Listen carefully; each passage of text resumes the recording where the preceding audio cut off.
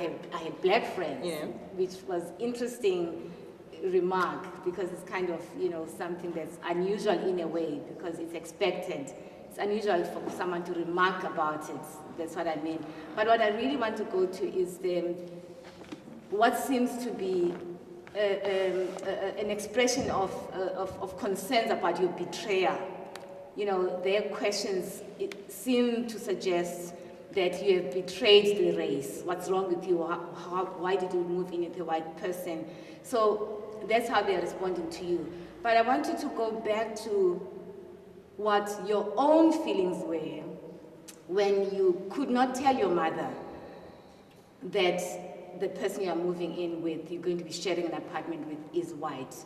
What was the discomfort for you about being open to your mom about what you're about to do?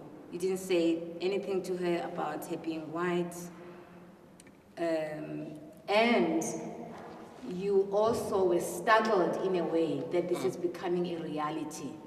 Can you just walk us through those emotions and thoughts first when it became clear that she's serious, and then when you couldn't tell your mom?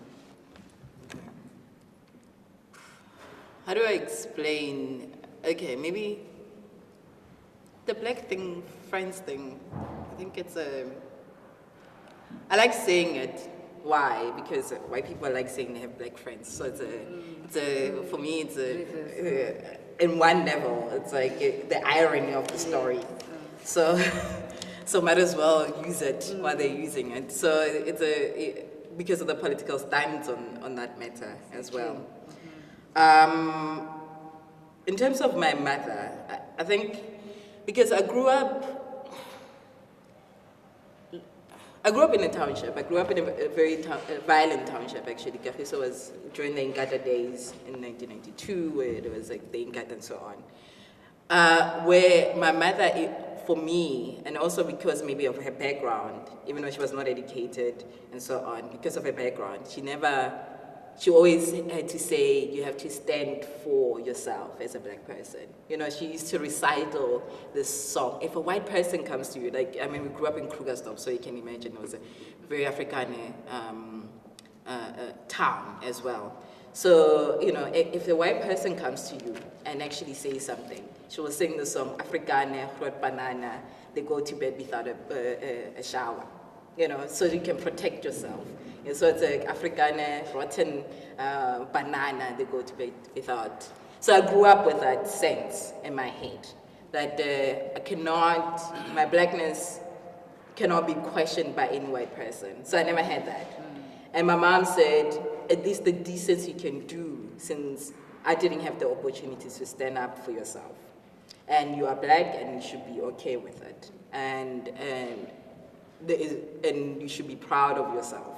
So I don't have that. And what you need to do is to study, and also study to actually empower your own people. So as well. So education was not necessary to get rich. And even now, she supports. I don't get a lot of money doing this type of work, but she still supports it because it's important for her and also for myself.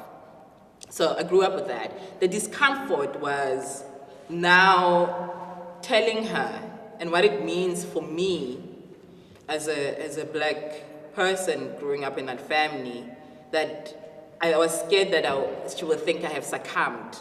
I have assimilated myself. My education has ruined me to the point where I have succumbed myself to white domination. And for her entrance to the white world was going and cleaning white people's houses and getting that labor and that wage. And now my entrance to that white world was living with a white person.